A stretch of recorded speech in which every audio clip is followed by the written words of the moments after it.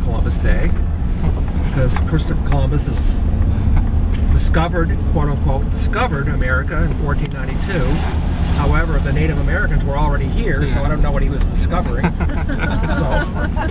But okay, now we're on the road. It's 7.6 miles. Okay. This road has a long history to it. It was built in the 1850s, and originally it was the Mt.Washington carriage road, not the auto road, but the carriage road. It was built for horses and wagons, horses and carriages, and it officially opened in 1861. So it's been around quite a while. Originally, it was just a narrow little rocky cart path. Okay. Automobiles began using the road in a serious way right around 1900. I heard this is a private road. It is. It's a privately owned road. Oh. To each side of it, Okay. all the way up, is the federal land. It's the land of the White Mountain National Forest. Okay. So that's managed by the United States Forest Service under the United States Department of Agriculture. We're going to see most of the color actually lower down on the road, because this is mostly where the trees that are providing most of our color right now, such as maple and birch and beech. Those are the really color producing trees at this time of year. As we get higher on the mountain, it gets progressively cooler on an annual basis, so we'll get more into evergreen trees and a whole different type of forest. Oh, okay. And have better views when we get higher up in the mountain, so we'll be looking off to quite a distance higher up the mountain. So Mount Washington, it's the highest peak in the northeastern United States.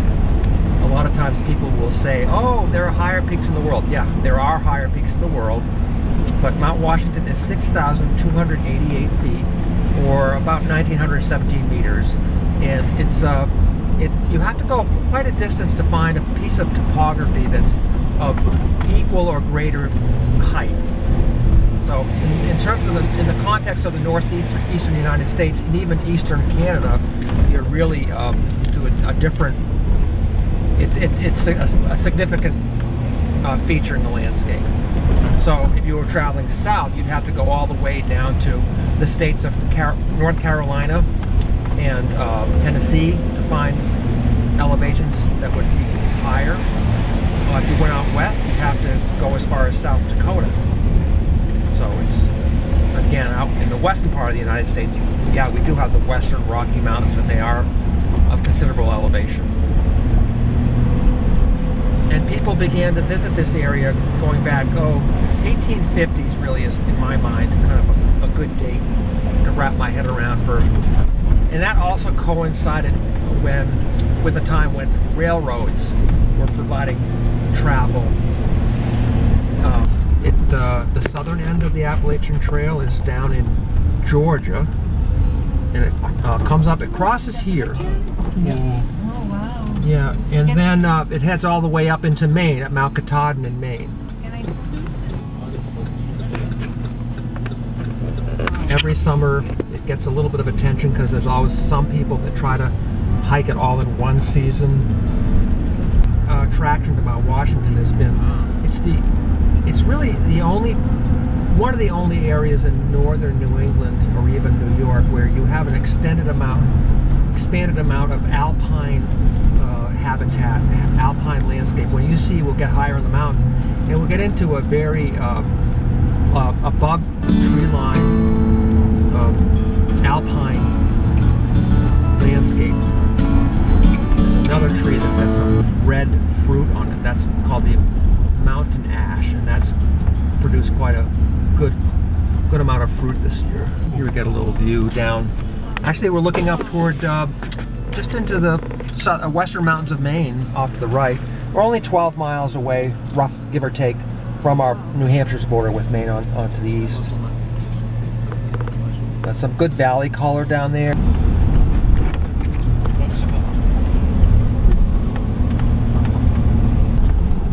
So Mount Washington, as I've explained it somewhat, is not an independent peak. It's actually a part of a longer ridge line of mountains, which is called the Presidential Range. In the old days, they were just called 33 to 42. New Hampshire's White Hills, but later on they took on some of the names of the American presidents. But Mount Adams is on the left and Mount Madison is on the right.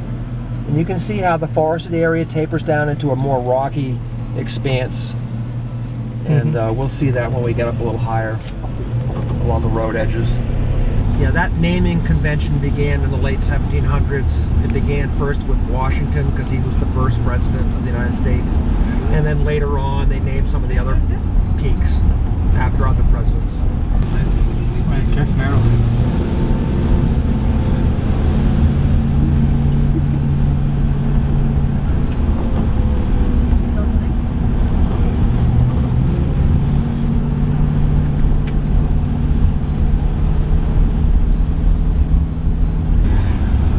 Jefferson is this next peak on the right.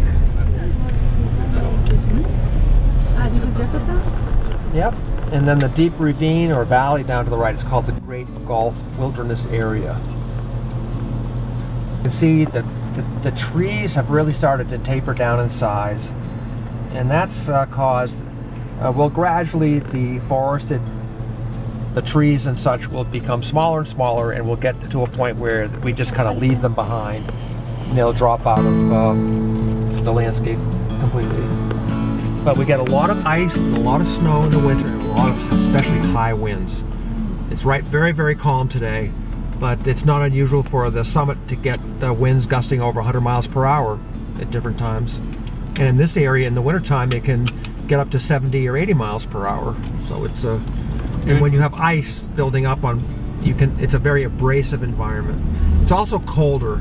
The growing season is much shorter the higher we go. So in the summertime, you just don't have any real meaningful amount of warmth that allows plants to grow, or only allows certain plants to grow, plants that can deal with that. And you make this kind of tour in winter? We do with a tracked vehicle. We come up on top of the snow, and we don't go to the summit because it's too dangerous, but we'll go up. I'll show you where we go with what we call a snow coach. It's a van that has tracks on it. And it's by the same road? Yeah, the same road. They don't plow the road of snow in the winter. They just so you have to have it. And there are people that stay on the summit of the mountain year round. Well, if you work for the weather observatory on the mountain, you would come up on a Wednesday, spend the week on the mountain, and then come down the next Wednesday. But this is as far as we go with the snow coach van in the winter right here. Oh, okay. That is the cog rail. Does the cog rail also? Cog railway comes up the other side of the mountain. We'll see that when we get close to the summit of the mountain. Okay. But that also takes till the same point where we have. Yes, it goes to the top. Yeah, we'll probably see one of the trains when we're up there.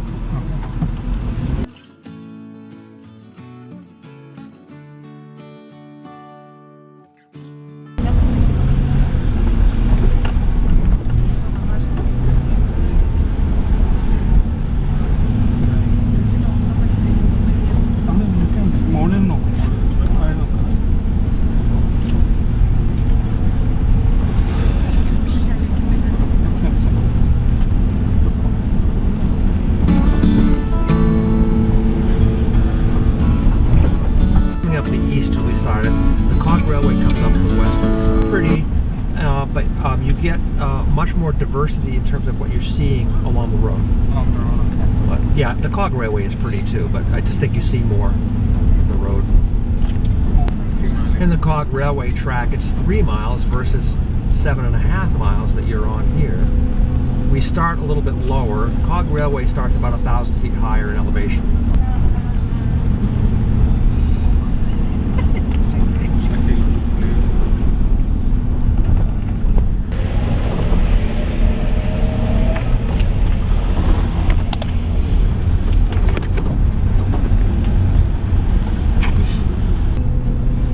Clear as it's been all day. It was very pretty this morning, but we had quite a few clouds, but the clouds have really thinned out considerably. If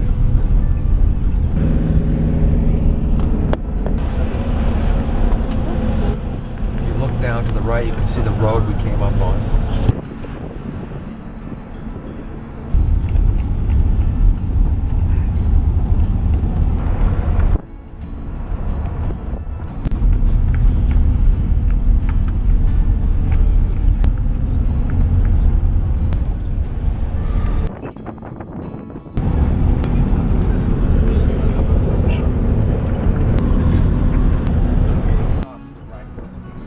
Connecticut River Valley.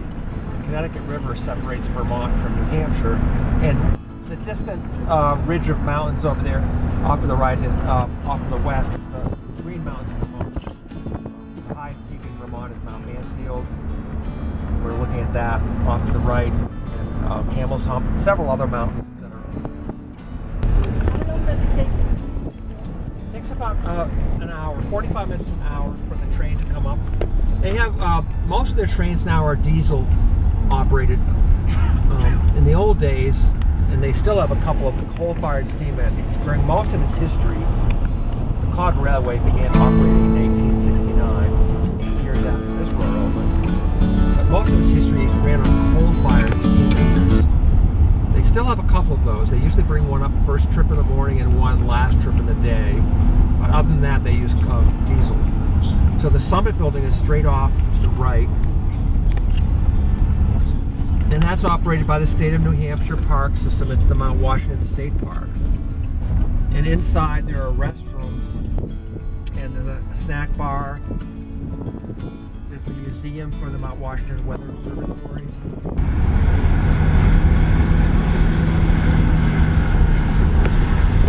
We're arriving at the summit here. If you've driven yourself up, there's a parking lot down to the left, and then there's a stairway over to the left that people walk up after they park their car. Okay.